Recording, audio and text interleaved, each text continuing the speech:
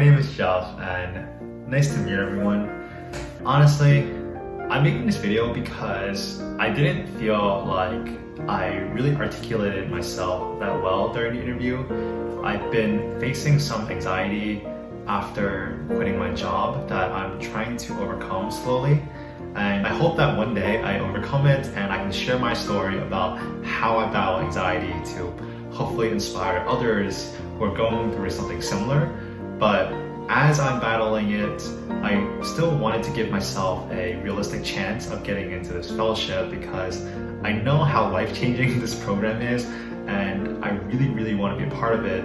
So this is my way of authentically expressing myself wholeheartedly, and I hope you enjoy, right? This is me opening myself up and just being as honest as I can. I just want to kind of give you a background of where I came from and how I became the person that I am today and what I'm looking to do moving forward. My journey starts in Brooklyn, New York, in Chinatown. I lived in a one-bedroom apartment with my mom and my dad, and they weren't home a lot. They were always working, trying to find ways to make money, took on odd jobs. Like my mom was a waitress at a restaurant, my dad drove trucks, and I honestly rarely saw them because they were always at work.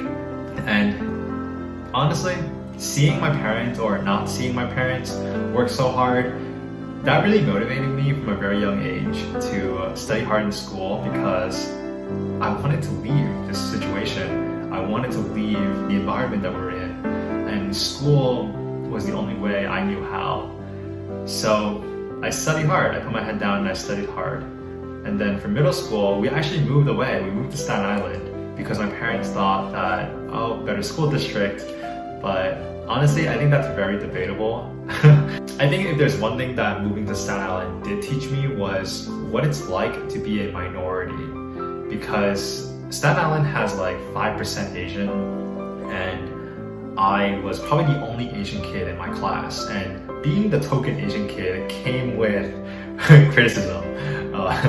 Yeah, I probably heard all the racist things that you can honestly say to an Asian kid, like ching chong, chink, go back to China, whatever you can think of. I probably heard it or some variation of it, and I'm not gonna lie, this really affected me mentally, especially when I was in middle school. Honestly, I remember just not eating in class, throwing my lunch away because it was like udon and dumplings, and that was kind of weird. You know, I didn't want to get teased, and those were all really weird to other people. And I remember just losing a lot of my love and connection with my culture and community. And I would say middle school was when I really distanced myself from my Asian heritage. And then came college. Cornell was a really special time. I really reconnected with my upbringing and roots. I really rediscovered everything I loved about being Asian. I discovered boba for the first time, and I actually enjoyed it. In fact, I enjoyed it so much that I would literally get boba any chance I get with anyone. Whether that be like someone I met, like brand new, I would bring them to our Kung Fu tea at Cornell. I would, if it's like catching up with a friend or like a club meeting, any chance I got, I went to get boba. I was such an addict, but boba was just nice. It was just a good place to socialize, and it was just a lot of fun, right? And I don't know, those were just really good times. Around this time, I also started taking entrepreneurship classes because I felt that software engineering just wasn't really for me. I kind of wanted a more holistic view, and entrepreneurship just sounded really interesting to me. And at the time I didn't have an idea or anything, so I didn't want to be a founder yet, but I felt that being a product manager was the next closest thing. So I interned at Microsoft where I was a PM, thinking that I would ship something meaningful, but that wound up not happening. And the next semester, I got a bunch of friends and we just started building a project. And the project that we ended up building was a Discord for office hours, because at the time, office hours during the pandemic was so bad. Like, I almost failed my operating systems class because I couldn't get the TA's attention online. So after I somehow passed operating systems, I decided that I wanted to build something better, like a better version of Zoom, but for office hours. So I got some friends and we started hacking on it, and even though we stopped working on it because professors changed the curriculum so that students didn't have to go to office hours as often, I still gained a lot of confidence knowing that I can take an idea, build a product, and take it to market. After that, if there was anything that I wanted to build, I would just build it. And this came very handy because right after I stopped working on it, there was a shooting in Atlanta, and that shooting killed 6 Asian women. And I remember feeling super confused. All the memories of middle school and the times, the countless times where people would just say like fucked up stuff to me and I would kind of ignore it or not speak up for myself, and I just saw that happening to my entire community.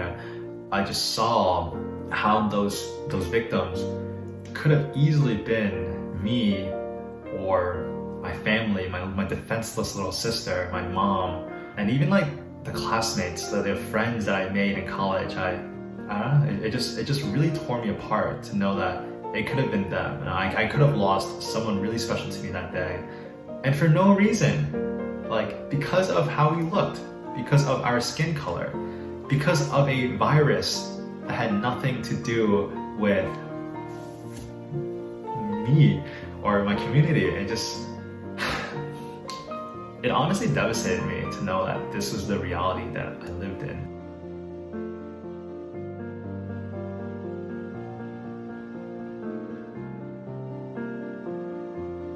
So basically, after the Atlanta spa shooting, I knew that I could no longer just solely focus on myself. Like, I wanted something bigger. Like, I wanted bigger impact than just my individual success. Like, you know that quote, like, it's not enough that I fail, other people have to fail as well.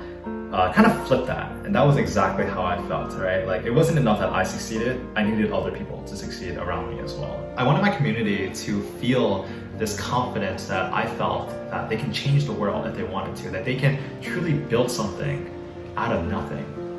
Really show them that if there's something in this world that they're not happy about, that posting about it on social media doesn't do much. You know, like, if there's something that you truly want to change about this world, go do something about it. You know, have this bias towards action is one of our values, and that was the type of community that I was trying to build. So I locked myself in my room after, actually it was this room that I locked myself in, and I just started hacking away on Speak Up Ventures. Like, I was probably working close to 100+ hours a week, and I never felt tired. Honestly, I never felt tired. And for the first time, I felt what it was truly like to work on something that I was passionate about, you know, something that I felt was empowering other people. And it was people that I really cared about. And at that moment, I knew that I wasn't going to stay at Oracle long term. I just knew it. I just didn't have that same feeling. Like, I would work on Speak Up Ventures and feel super happy, super exhilarated, like knowing that I'm making impact. And I would transition to Oracle and just be a completely different person. And it wasn't the person that I wanted to be long term. It wasn't where I saw myself. So I decided that I wanted to quit. But not before I went to Silicon Valley for the summer, where I met some of the coolest and honestly the most unconventional people. And these people really made me question institutional thinking and a lot of the choices that I've made in my life, whether those were choices for myself or choices for my parents. And I came to the realization that most of my life I've had to do things out of necessity. Like, I had to go to high school, and I had to go to college, and I had to get a job because that was the way that I knew to support my family. But I never truly took a step back and reflected on what did I truly want to do and what truly made me happy while still fulfilling some of my obligations to my family members. And I came back to SF with this fresh new perspective, and I decided that I wanted to start from zero. So I quit everything, and now I want to build myself and my community and my company and everything from ground up. Right now, I'm at this exploratory phase of my life. I'm 24, and I'm trying to brainstorm ways to combine my passion in startups, community building, and even content creation. I'm trying to find ways where I can combine all of my interests and be world-class in a subject. And I really hope that Human Capital can be a part of my journey while I figure out what to do next. I know that you guys invest in amazing people, and I don't know if I'm amazing. I don't know if I'm what you're looking for, but I do know that I have really big dreams and I have big plans to hopefully one day change the world and make the world a more positive and better place.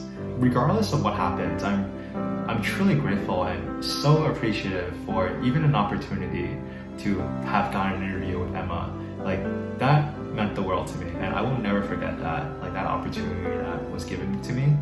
So I really appreciate that. Like, thank you so much, and I'm here to answer any questions that you might have after this video. And I hope that you have a great day, and I will talk to you later. I don't know, I'm just doing some weird faces. Ah! No, I'm just kidding. I would never put this in the video. This needs to be professional.